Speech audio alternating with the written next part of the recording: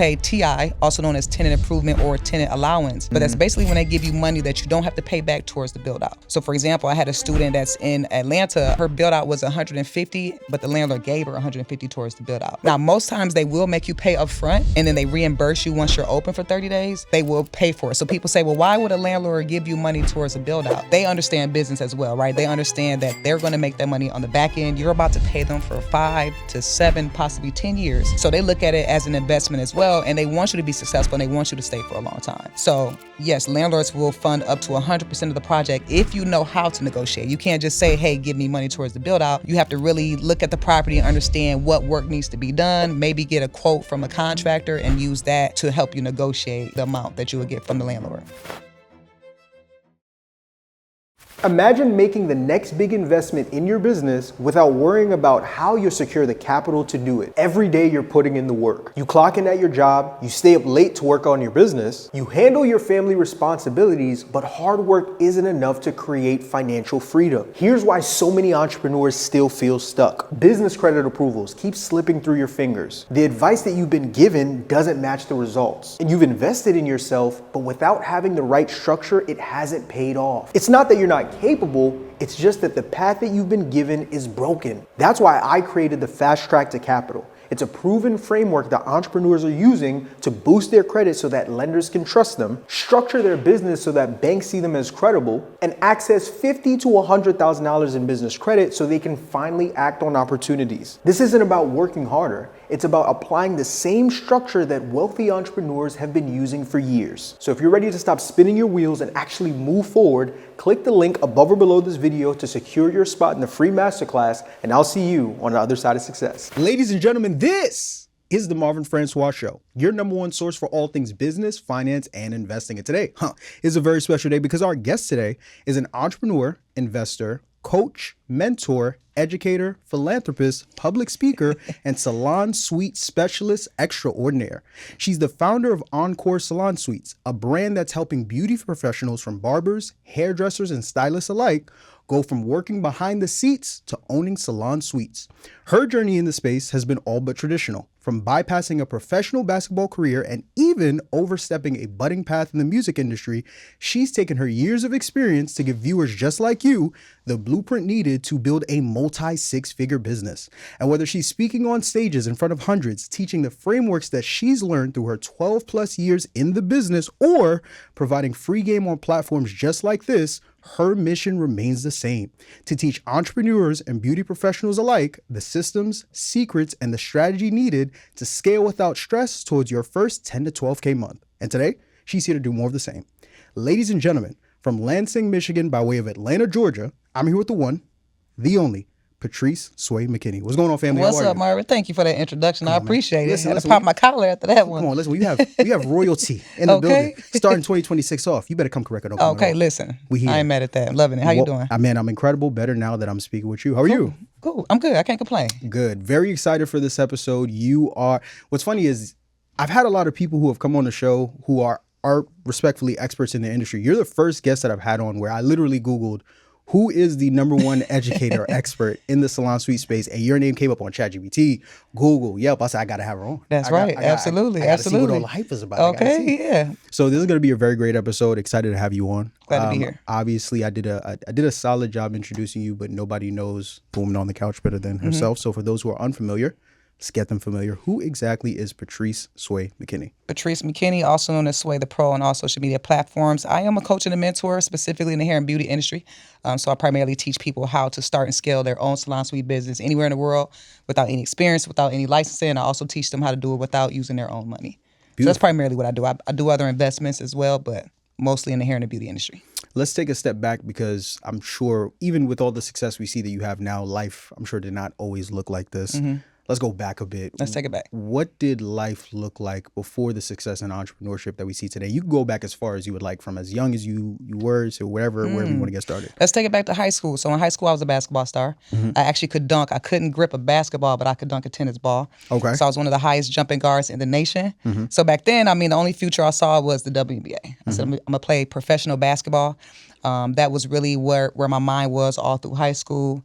And I started to transition into music with my twin sister. I have an identical twin sister. We're best friends. And we just kind of played around with music one day. And then I said, we have such a unique look and a unique duo. Let's try to do music. And so we attempted to do that. We did pretty good. We were on the radio. We opened for Lil Wayne, Jeezy. So we performed in front of thousands of people. That's kind of what brought us to Atlanta. It was like business / music / modeling, because we did some modeling as well. So I packed up my entire family, planned for like a year, saved up for an entire year, moved my entire family, my twin sister. I have younger twin sisters, my mother, my nephew, my brother. And we moved to Georgia in 2008 to further pursue the music modeling career and also to capitalize on the business opportunities here in Georgia. So we did that for the first couple of years, and then we transitioned fully to become entrepreneurs. And it's been amazing ever since. Let's unpack that a bit. Okay. Why not go all in on the WNBA dream and make the transition to music? What happened there? That's a great question. So, when I did my research, and I knew some people that were in the WNBA, and it's like when back then, when they were in the WNBA, they had to have 2 jobs. So in the off season, they either had to go overseas, or a lot of the college coaches are WNBA players. So that's their off season, they go and coach. And they just didn't make that much money, just to be honest, for as much time commitment that it required. So I said, well, maybe one day I'll own a WNBA team. So that was my goal. So the day that I made a decision to stop playing basketball and go into entertainment, it was a big uproar from the city. They were like, McKenna walks away from basketball. And so it was a big deal. Nobody really understood it because they didn't see the vision that I had for myself and my family. And so, we just transitioned from that to music. I said, okay, well, music looks like it's pretty lucrative. Seems like it's pretty fun. Let's do that. We went all in that, spent a lot of money in that industry as well. It wasn't as rewarding as we wanted it to be. And it was a lot of just negativity and a lot of crazy stuff that goes on in the music industry. A lot of what you hear is actually true in the music industry. And so then we just, again, pivoted into entrepreneurship and fought that battle, and we were able to be successful. So we go from hoop dreams to saying like, I'm not trying to work 18 jobs and play basketball on top of it, right? I'm trying to make some money. Exactly. Right? You decide ultimately to go all into music, and essentially from the outside looking in, it seems like it looked great, but then you get involved and you're just like, okay, this isn't really all that I thought it was going to be. Talk a little bit more about that, because I'm not in the music industry, but especially now in this day and age of social media, you hear all these stories about 360 deals and people getting signed and making $10 on songs that's doing millions upon millions of streams. Exactly. What was your experience? So our experience was a little bit different. As I mentioned, I thought that the uniqueness of us being twins that are similar but different would take us far, but it actually kind of backfired in a way. Me being a tomboy, me not dressing as feminine as my sister, a lot of times the record labels wanted me to do things that I wasn't really comfortable doing. For example, they wanted me to like wear butt pads or wear my hair a certain way, believe it or not. And so we fought through that. And I tried to just stand strong and be myself. But back then, a lot of people weren't really accepting of it. They wanted me to be more sexual. They wanted me to be more feminine. And then it's just a lot of, fakeness, a lot of disloyalty in the music industry as well. So, and a lot of time, because we were doing a lot of open mics and just trying to go all around the state and be wherever we could be seen to grow our brand. And it just didn't feel good. I felt like I was being forced to be somebody different. And so that's pretty much what made us walk away from it. So we go from hoop dreams. Okay, I don't want to do this. Let's do it. Let's go make some music. I'm not finna put on no butt pads. Y'all crazy. I came here to make music. Okay. All right. That ultimately, but now what's interesting about the music is you talked about essentially uprooting your family to go all in on this dream, and now you're not doing that anymore. What are those conversations like? Because I'm not sure if your family was super supportive at the time. Like, you could just go out, leave music and do whatever, or was there some friction that existed there? Talk a bit about that. Yeah, I would say my immediate family, so my twin sister, my mother, they were always pretty supportive of everything because I changed my mind and changed my careers every few months, it seems like. But they were always pretty supportive because I had a plan too. Okay. So I didn't just pull out the sky like, hey, this is what we're going to do. I was like, this is what we're doing, and here's how we're doing it, and here's when we're doing it. But on the outside looking in, people who really, project how they feel onto others, they didn't really understand it. They were like, you have an amazing career. You're a basketball star. Stay in this lane. Yeah. And even with music, they were like, well, you guys are going to do it. Just keep going, just keep going. But they didn't understand what we were dealing with behind the scenes and how much money we were putting into it and not really getting anything back. So, it was some backlash when I made both decisions. But, I was always so confident in my vision. And like I said, I had the support of the people that mattered the most. And so that was enough to keep me going for sure. So now, ultimately, you decide to pivot once again. Yep. And also, I think this is very great, too, because I think to talk about your story to where you are now, there are a lot of people who see who you are today as, the salon suite expert and think that it was just this linear path. But there were so many curves that it seems like happened along the way for you to get there. Literally. I think it's important for early stage entrepreneurs to hear that as well, because there are some people that will be in the beginning stages of their journey and will beat themselves up because I had this preconceived notion that like, this is what my journey to my first million was going to be. And it's not that, and I'm a failure. Right. I'm sure you could speak to your journey. Like it's never going to be exactly what you think it is. Never. But as long as you're moving with great intention, you're putting in the work, of course, you're keeping faith, you're going to get to where you're trying to get to. Exactly. So this is good. Absolutely. So now you get into going to music, get out of music. You talk about transitioning into entrepreneurship. What were those early stages of trying to get into business? What did that look like? Yeah, so at first I was working in corporate. So, man, I had so many different jobs. I was working as a GM at a club and a lounge trying to grow that brand. I worked for a black car service. I did some taxes on the side. So I was just trying to figure everything out. So it was more in the corporate world at first. And then I decided to actually become a licensed barber stylist. So my bigger goal was to open a barbershop, to own a barbershop and a salon. I said, well, actually, as I was growing up, my sister, my mother, they were in the industry as well. So just being in a salon, being in a barbershop just always felt good to me. Like the smell, it just felt free. I was like, they can run their own schedule. It seems like they have control.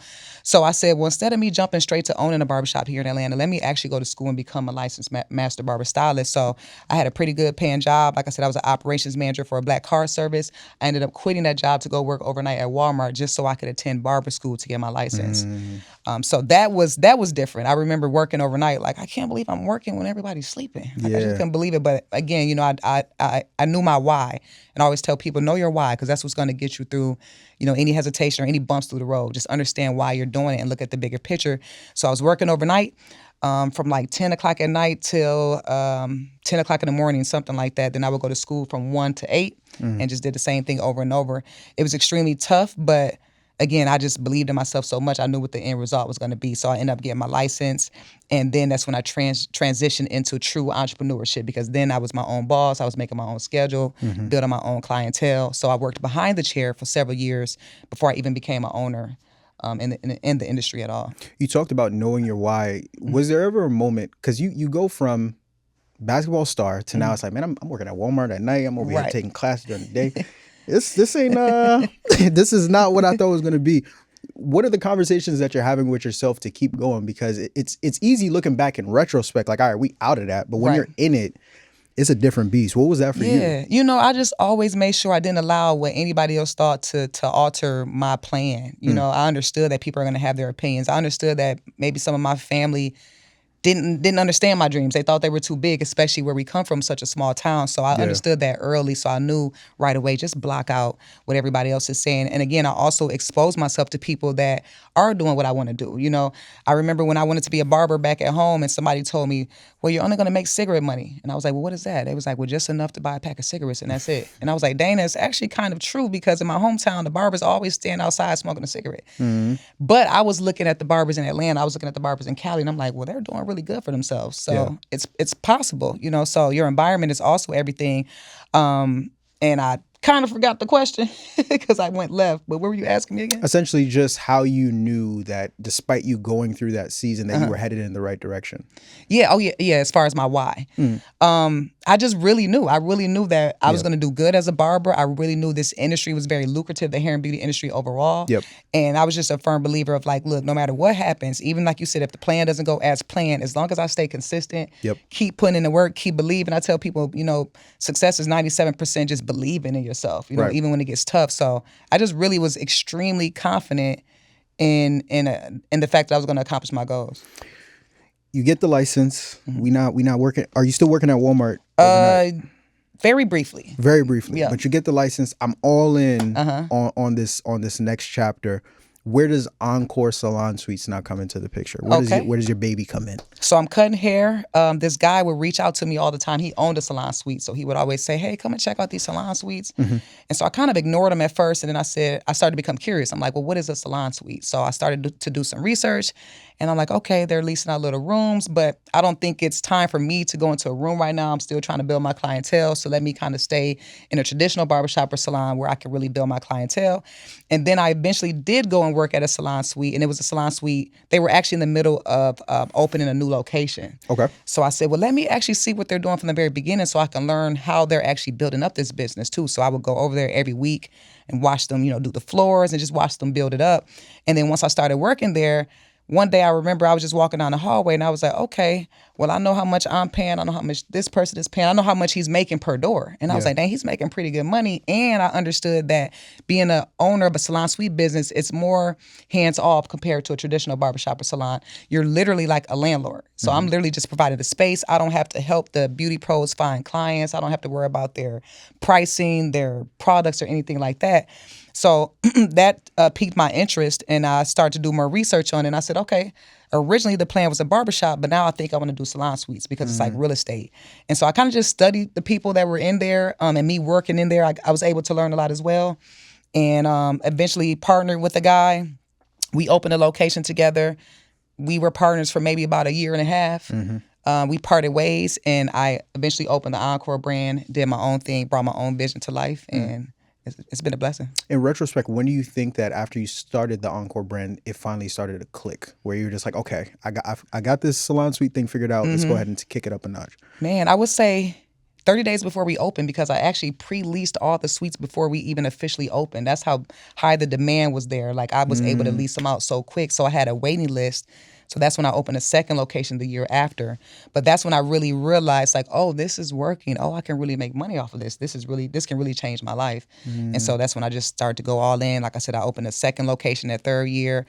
The second year I franchised, I want to say maybe 3 or 4 years after that, did a 3-unit deal.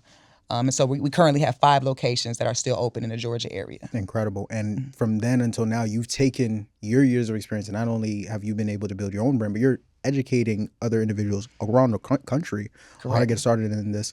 Talk a little bit about some of the success that your students have been able to have in this industry since you've actually taken on the role of coaching and teaching people how to get started in the space. Yeah, it's been a blessing. 2025 was such a great year. I've trained over maybe 70, 80,000 people in total, but I've successfully helped hundreds of people all across the country open their own salon suite business. And so I have students that have, 5 to 7 suites. I have some that have 20 to 25 suites. But the thing is, of course, the key is, how do we actually lease the suites? How do we market? Marketing is usually everybody's struggle.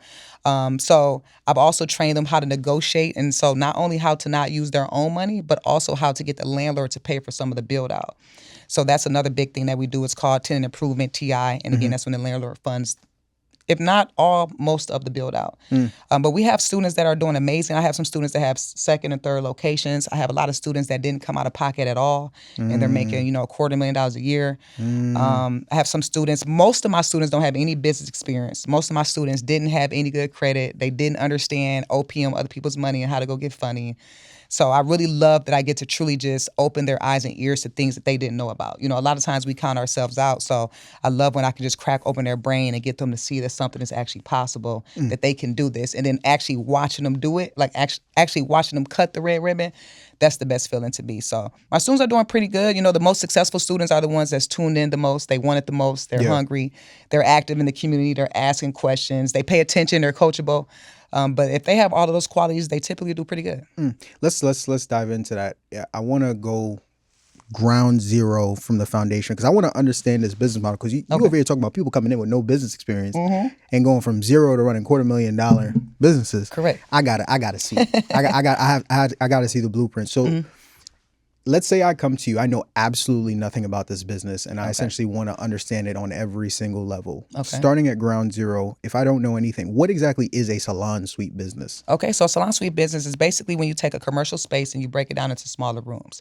So the average size single suite is about 95 to 100 square feet in size. And we pretty much just lease that out, just like an apartment complex. We lease out every space to a different beauty professional, a hairstylist, a barber, a lash tech.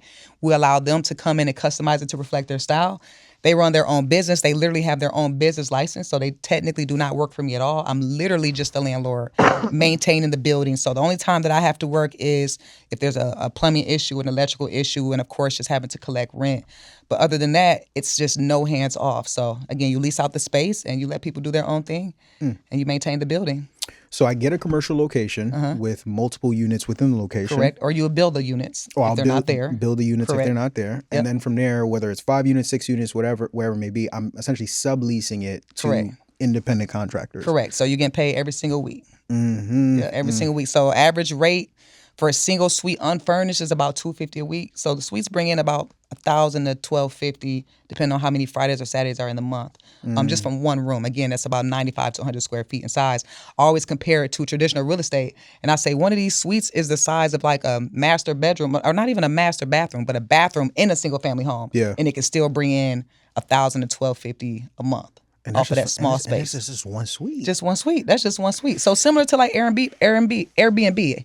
I always compare it to Airbnb where they're leasing out different, homes and stuff like that. But the difference is we're all under one roof. You know what I mean? So, How do I know if I should start a salon suite business? Because brick and mortar is a different ballgame. It is a different compared ballgame. to like, anybody could get online, make a little Instagram post, do whatever.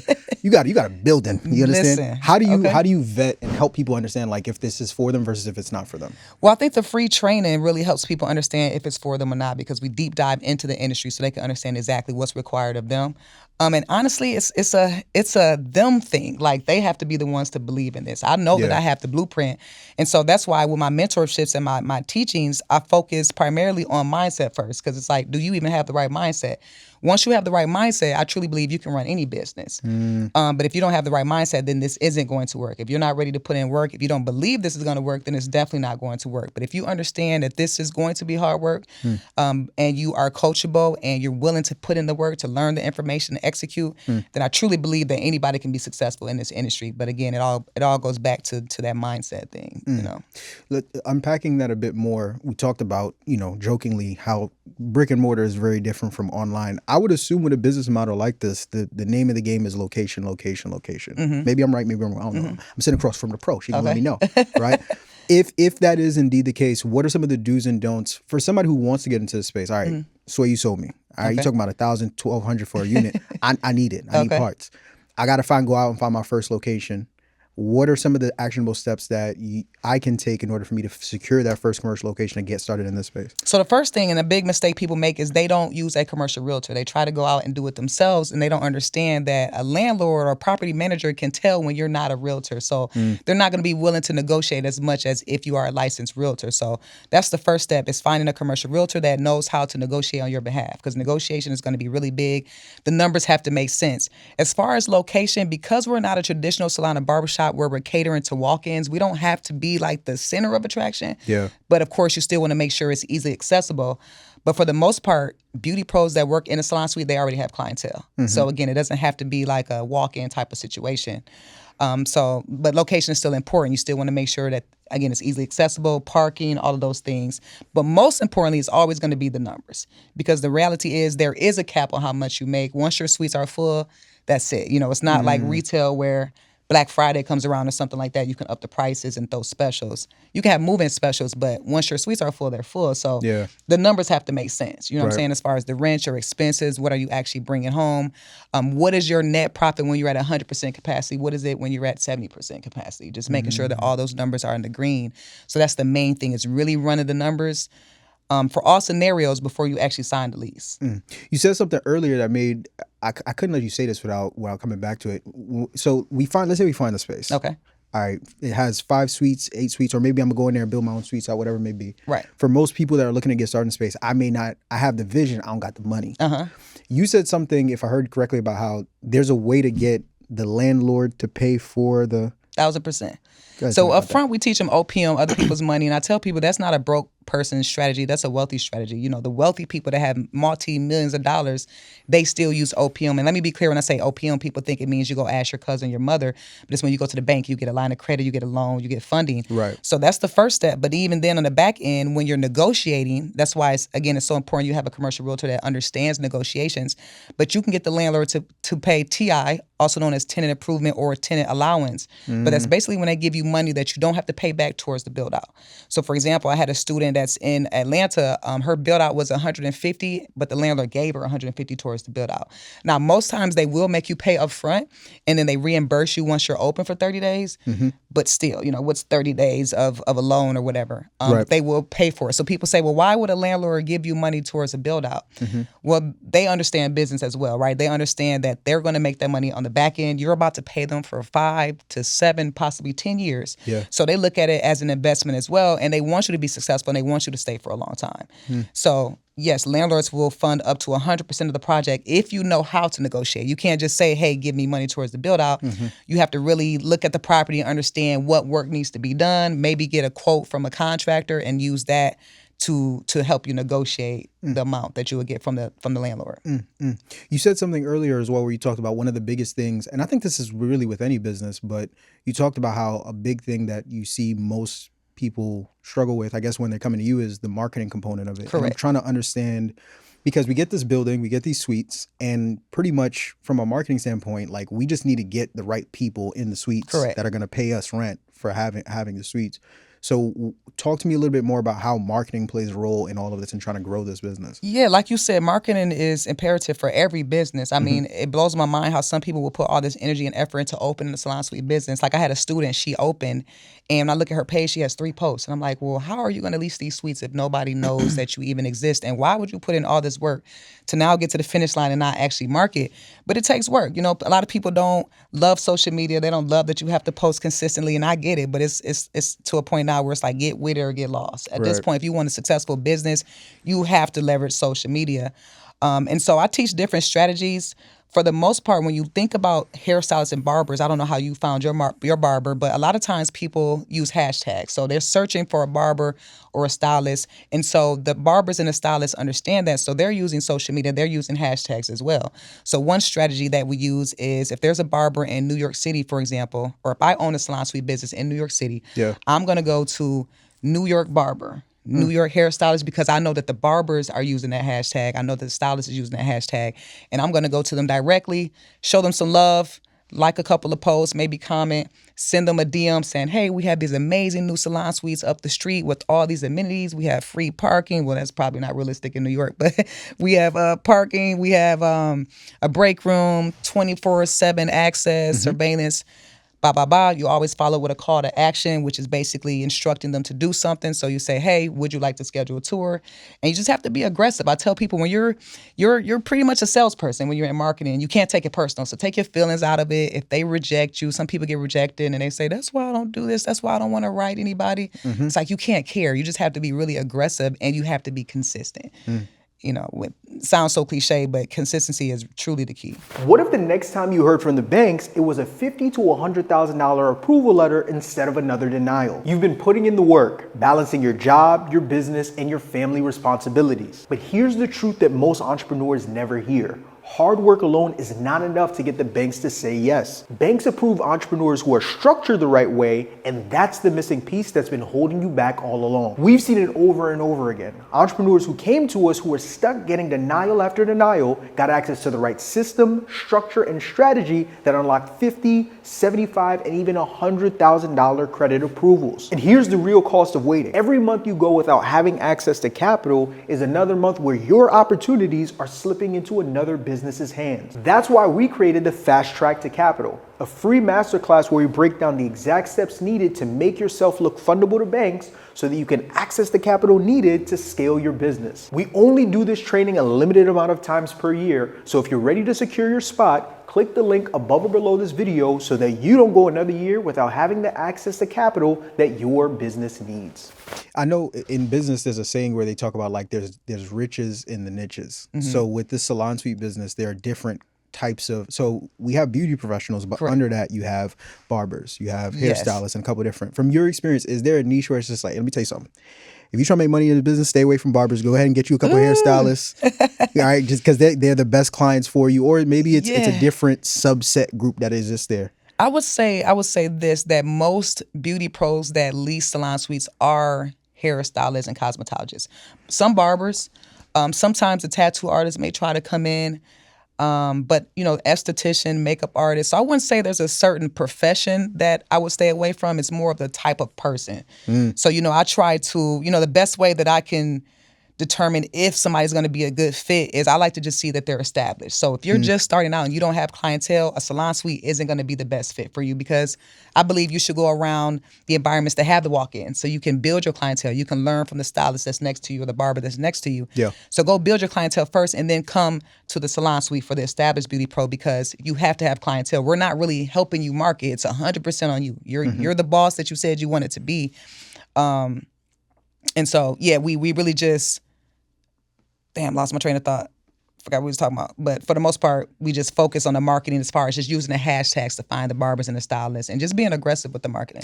So talking from your personal experience and even the individuals that you coach, I want to talk a little bit about delegation, right? Because in any business, when you first start out, you want to be as hands-on as possible to learn the business. Correct. But eventually we want to get to a point where it's like, no, we have things in place to where I'm not sitting here doing 12, 14, 16-hour days. What are some of the key, whether it's hires or systems that, whether it's ones that you put in place when you were still very hands-on in the business, or that you're coaching your students on, that other people who may want to get in this business should be mindful of? For sure. I mean, I would say with any business, having systems and automations is key. Yeah. Work smarter, not harder. So with the salon suite business, the main thing is the payments. Like, there are salon suite owners to this day who go door to door collecting payment, or they're collecting payment from Cash App, Zelle, Cash, taking all different forms of payment. So we use a software, and it's pretty much like a one-stop shop. So all of our ACH we do ACH payments, so payments are automated. I'm not asking anybody for a payment. It's going to automatically come and hit my account. I even have it set up so that in the event that it doesn't hit, we apply the late fee and it automatically will try again a day or two later. So the only time that I'm having to actually pick up the phone is, let's say, 2 payments did not process. I haven't heard from the tenant. Okay, now I have to see what's going on. Yeah. That's really the only time you want to work. Other than that, you want everything automated. Even when the beauty pros may have, I don't want to say a complaint, but maybe a maintenance issue, that should come through the software as well. When it comes to access to me, because think about it, each location has maybe 16 to 20 suites. So that's 16 to 20 people that could have my number. Yeah. I don't give them my number, but what I do is I like to pick one beauty pro at the location that I trust. They act as like the liaison between myself and the other beauty pros. They're the only ones that have my number. So if there is a plumbing issue, they know to go to the salon manager, and then she can call me. Everybody else can contact me through email, of course, unless it's an emergency, which then it's just call 911. So she acts as the liaison. Now, in return, I just discount her rent like $50 a week, so about $200 a month. But it just saves me so much stress from everybody blowing me up from the same issue, and it just creates true structure, because when you give people too much access, they abuse it, And there was a point in time where I was in this industry, and I remember the sound of my phone ringing would just give me instant anxiety. So I'm like, dang it, what is it now? Yeah. And everybody's calling me for the same issue. So I had to learn that over time. I mean, when I first opened this location, like I said, I developed such high anxiety. It took me years to fight it off, but I literally jumped off the cliff. I didn't have any guidance, any consultants. I made so many mistakes, lost tons of money, cried so many tears. I tell the story all the time about how I cried real tears in the city of Atlanta trying to get my permitting, because they were sending me back and forth. So permitting is when you basically take your plan. You'll see people hold the big plan. You take it to the city. They're supposed to approve it so that you can start your build out. But sometimes they'll give you feedback, and you may have to go back to the architect and make some changes. So they had been sending me back and forth, and I couldn't understand why they wouldn't just tell me everything at once. It's like I would fix a couple of things, and then I would go back and they would say, well, okay, well, you got to fix those. So it just became very frustrating, and I was in the city of Atlanta, and I remember I just cried real tears, like, please just help me. And this guy came and literally just stamped, he didn't even look at it, he just stamped my permit because he knew I had been there so much. I believe it was something going on behind the scenes. I don't want to get too, I think the guy was treating me funny, to be honest with you, but that was very, very stressful. When I first paid my architect, he ran off with my money. Still haven't seen the guy to this day. Really? So, and even to back it up to when I first signed the lease for my first location, I had a business partner, and literally he was supposed to meet me the day we signed the lease. When I signed the lease, he never showed up. but the landlord allowed me to just sign it by myself. Yeah. So, man, it was just such a battle just trying to find the money for it. And, and that's why I'm so passionate about helping other people do it without all the stress that I went through. That's why I tell people all the time, I made all the mistakes for you. I cried all the tears for you. Yeah. But, we're all out here trying to create a second source of income. We're all trying to, create financial freedom. And I was like, man, I wouldn't wish this experience on my worst enemy. So I tell my students all the time, y'all don't even know how much I'm really sparing y'all because I know the mistakes that y'all would make that would cost you 20, 30,000 plus your peace and happiness and everything like that. So that's really, really why I do this, to be honest with you. And I love that so much because it's always funny to me when people have like this weird stigma around paying for mentorship or just expert help because it's just like you're so focused on a price tag that you don't even know what the alternative option looks like. Listen to me. I'll pay Sway $10,000, $15,000 before I spend 5 years bump my head against the wall trying to figure this thing out. Okay. Because it gets real. It does. It gets very, very real. I tell people you want it to take you 3 years or 3 months or 6 years or 6 months, So, and you can't look at the price, you got to look at the value. I always say, broke people always look at the cost of something, whereas rich people, they look at the value. What is this worth? You know what I mean? So that's that's the question you have to ask yourself when you make an investment. You talked about some of the lumps that you took earlier on. What would you say is the most expensive lesson that you had to learn the hard way from being in this industry? Man.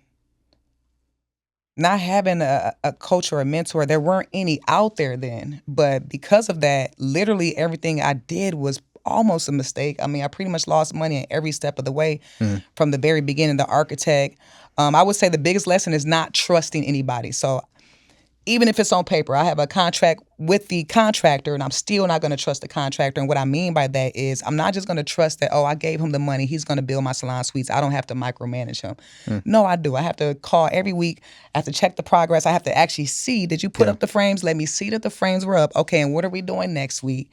So I think that I just trusted that people were going to do their job. I hired the architect. Okay, cool. I can turn my back here. I hired the contractor.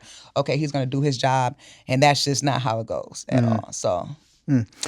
Are there any horror stories that you've seen? Because once again, I think there's going to be somebody that watches you and they're like, I could pay her. I know I could. I just feel like she's not telling the whole thing. I could figure this thing out. Let me give it a year. And then if it don't work out, then I'll come back to Sway. Have you heard any horror stories yourself of people who have either tried to get into space and cut corners or just tried to DIY their way to success? Oh yeah. And done bumped their head a couple times. And if so, what are some of the different situations that you've seen play out? Man, so many situations. See, people are so excited to say that they signed a lease and they're a business owner and put it in their bio and shoot the little boomerang without really running the numbers. So I've seen a lot of people that sign terrible leases and they come to me afterwards and they're like, Sway, this lease says this, I'm not making any money. And I'm like, that was a terrible lease. Who helped you find the property? Oh, I found it myself. Man, you didn't negotiate anything. Did you get any TI? What is TI? That's when the landlord gives you money. Oh, I would have never known that. Of course, the landlord isn't going to volunteer that. The build out. So I've seen people waste space in the salon suite business. Every square foot matters, so you don't want to waste space. So I've seen people that just want these big lobbies and they want to make these cute areas. And I say, that's not making you any money. You're leaving thousands of dollars on the floor because we could have used that space to make more suites. So people waste space. The other thing, which breaks my heart when I see people do it, is they make the suites too big or too small because they don't really understand square footage. So then they'll call me to come and I tour, and they're like, okay, well, Sway, what can I do? In the back of my head, I'm like, the only solution that I see is for us to knock this all down and start over, but I can't tell them that. But the suites are too small. Nobody's going to lease it. Or it's too big, and now you have to charge a lot, and nobody's going to lease it. So very, very, very costly mistakes, that's costing them 20, 30, 40,000. Sometimes they don't do anything about it. They just, let the business flop. Which is understandable. They don't have time to pay for a whole nother build out. So yes, a lot of people who attend the free trainings or they say, well, I'm gonna just learn from Sway on social media. I think I pretty much got it figured out. I just put up some walls and the beauty pros are gonna come banging at the door. And it's like, no, it's not that easy. I don't care how popular you are, how nice it is. If it has glitter, glass wall, grass wall, you still got to really understand the marketing and put in that marketing.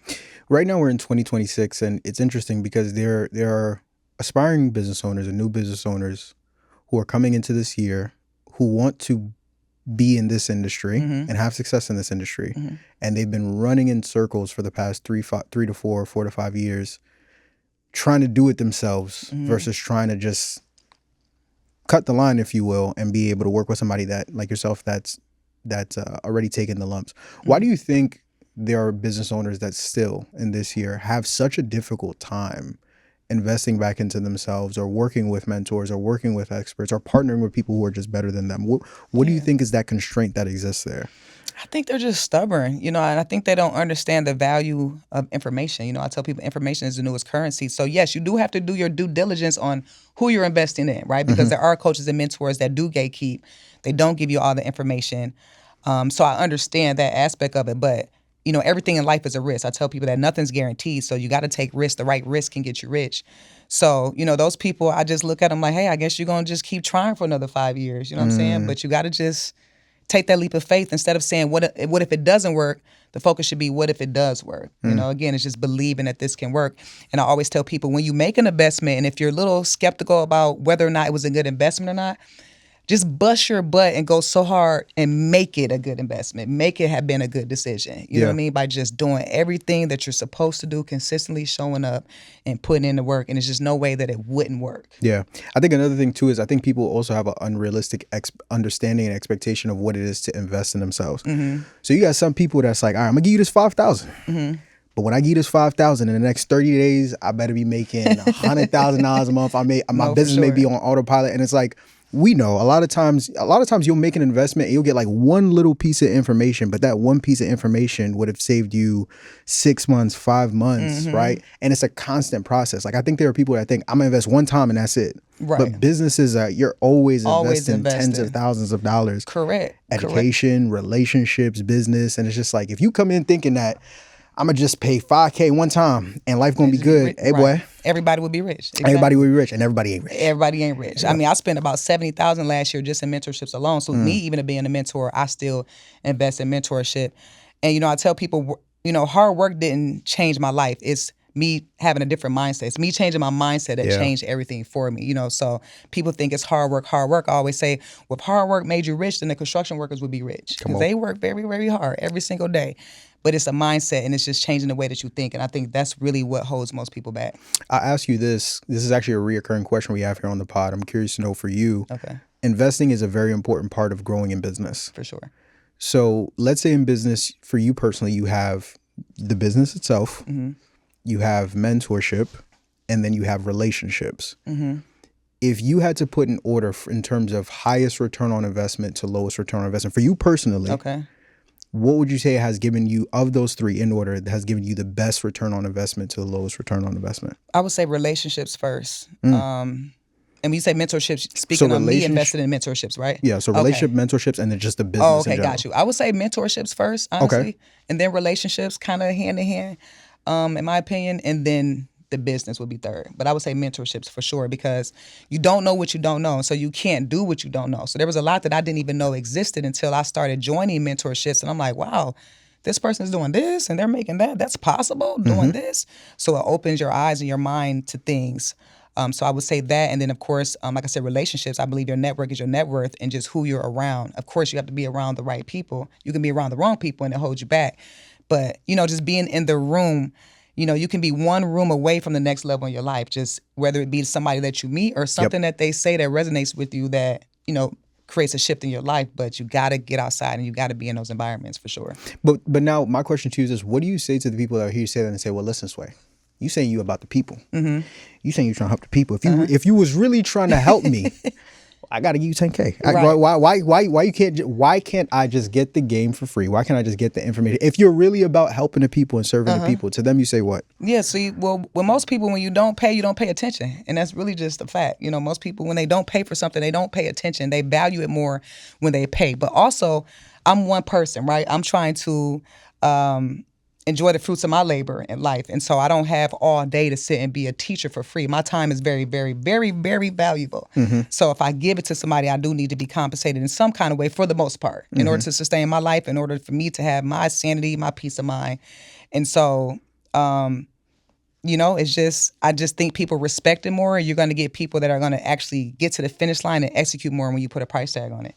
Even for you personally, you talked about, I think you said investing $70,000 last year. I'm sure we could speak to our own individual experiences. Me personally, I give somebody $20,000. You say jump, I'm saying how high. Like what we need to do to go ahead and get a return on this investment? Because I just gave you this money. I have to go ahead and get a return on that versus when I think back to the $47 ebook I bought or the free masterclass I showed up to, maybe I took one or two things from there and actually started implementing it. But there's something about that transaction that when it happens, it like flips a switch to where it's like, all right, it's go time. Because I can't be sitting here year from now like, what did happen with that $20,000 I gave that dude that I met off Instagram, right? It has to be a return there.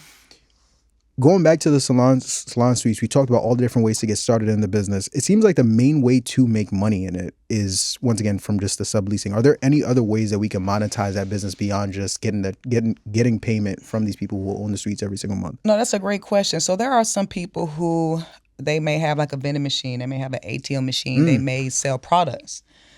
So it works for some people. Me personally, I like it to be truly passive. So I don't like to create extra businesses that require more time and less profit because you're not going to make that much from a vending machine. I mean, I actually did that. I had a vending machine.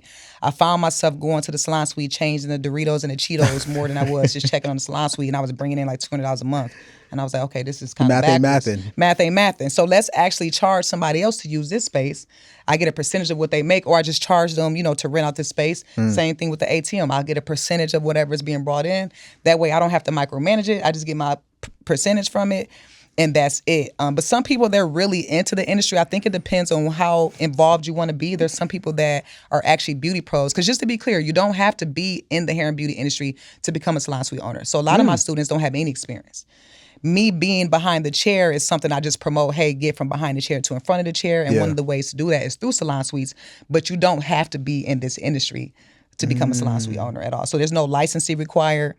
No experience required at all. You just need to learn how to do it. Now, there is a license required for a traditional barbershop and a salon. But for a salon suite where it's treated pretty much like real estate, you don't need any experience. So it's for just the everyday entrepreneur that's just looking for an additional source of income. From your experience, that's never been something that's worked against any of your students, to where it's like you got the beauty people sitting here like, I know everything about barbering and styling hair, and I'm over here paying $1,000. Because, ego is a part of business. Oh, yeah, of course. So I'm paying you $1,000. You don't know nothing about no clippers. You don't know about no nothing. That has never been an issue when it's I mean, there's been some conversation about it. What I would say to that person is, well, you need to learn how to become an owner as well. Hey. You know what I mean?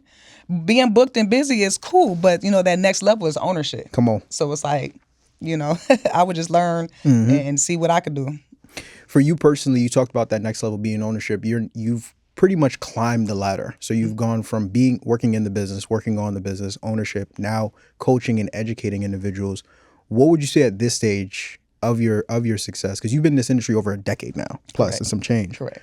Changed lives of several thousands of people all across the country. What at this point is your North Star? What are you working towards at this stage? I want to help more people. 2025 was really, really great. I really want to help people not only get to the finish line, but help them have continued success. So, I want to look up a year later, are you still at 80%, 90% capacity? And then also, though, what are you doing after that? Because there's more to it than salon suites. So, yes, that's ultimately, where our focus is. But to create generational wealth, you have to learn how to grow money. So we're taught how to make money, but at some point in time, you have to learn how to grow it. So, even beyond that, people have a salon suite business, and then they're still like, okay, well, what's next? Yeah. So it's like, okay, well, let's talk about that next level. What other investments can we make? How can we grow this money? I may introduce them to, life insurance, a trust, and all that high level stuff. So I try to introduce that to them after a while so that I don't overwhelm them in the beginning. The reason why I ask is I saw recently you had a bit of a full circle moment during that. We just came out of the holiday season. I think I saw that you and your sister actually went back to you guys' hometown and did like this huge give back. I think it was at like a Kroger's or something along those lines. And I thought that was very dope to see, because for me, I think back to what you talked about, your early beginnings coming from Lansing and just this long journey that you've been in. And for you to have the success that you have now and still feel the need, because you don't have to. Absolutely. Thank you. That part. Listen, you could have been in Atlanta kicking your feet up. Okay. 100,000, 200,000. Literally. Could have went to the mall and did something. But for you to still feel the need to do that in this season, why was that so important to you? And for you, what do you feel like that means to your legacy going forward? Yeah, so for the most part, most people that know me know I've always had a pretty big heart. I've always been a giver, even behind the scenes. So that's just a characteristic of mine. And giving back to my community has always been on my bucket list I didn't really know exactly how, but I wanted to do something really, really big. So literally we thought about that maybe 3 weeks before we did it. I saw somebody else do it online. I said, ooh, that's the way we can do it. Let's go into the grocery store and just give back. So initially we were going to do it in Atlanta. And Twin was like, well, maybe we should go back home and do it where the people really, really need it. And it'll just, touch the people more. So it was really dope to see, because it was dope to do it, and it was dope to be able to have our parents, our grandparents there with us as well. And they were able to see like, wow, our granddaughters really did this. Our nieces are really, really doing this. And the people just really appreciated it. So I'm so glad that we actually did go back home instead of doing it in Atlanta, because it was just more appreciated, walking the same streets as some of those people, and also let them know that they can do it too. Like I came from the same block. I was in the same Kroger, walking the same street, driving these same roads, and you guys can do it also. So, it was dope just to give that faith and give that life back to the city.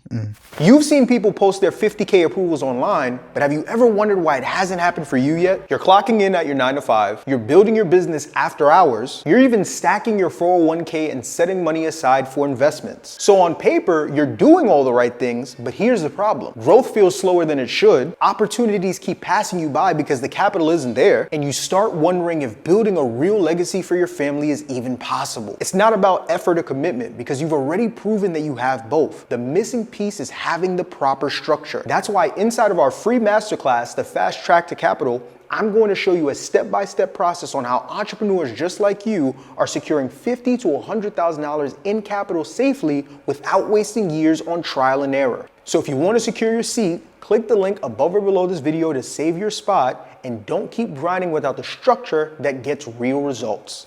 Powerful. Yeah, for sure. I know we have to start getting you out of here. Before we do, my last question for you. Obviously, you've done some tremendous things over the course of your decade plus of being in this space. I want to talk a little bit more into the future. Okay. If you were sitting in my seat and Sway 10 years into the future was sitting across from you, she just dropped in. Okay. And you had the opportunity to ask her one question, but she could only respond back with one sentence. After that, that's it. She gone. Evaporating, just going back into the future. What would your question be for her, and what do you think her answer back would be? The question would be, was all of the hard work and everything, every trial and tribulation worth where you are today? And the answer would be, you said one sentence? One sentence, that's it. And she gone. Ain't no paragraph, no essay, she gone. I would say 1,000% it was worth every experience in life, for sure.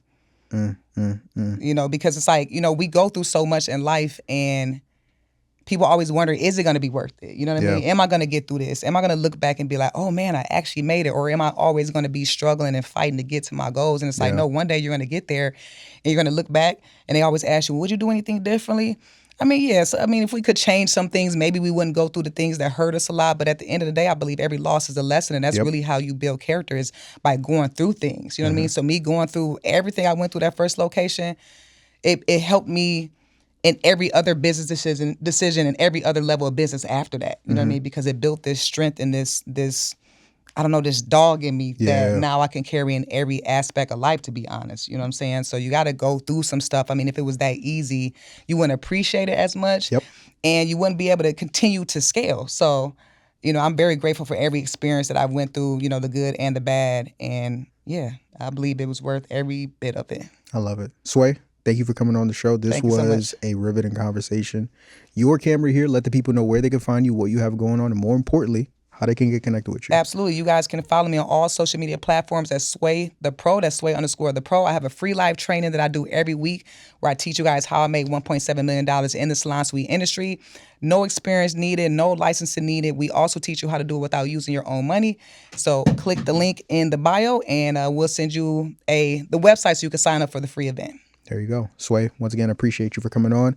And most importantly, I appreciate each and every single one of you guys at home. And if you haven't already, what are you doing? Take a second, take a minute, take an hour out of your day right here, right now to go ahead, subscribe to the channel, show the episode some love, tell a friend to come back, follow Sway. Absolutely. And then after that, rewatch it again.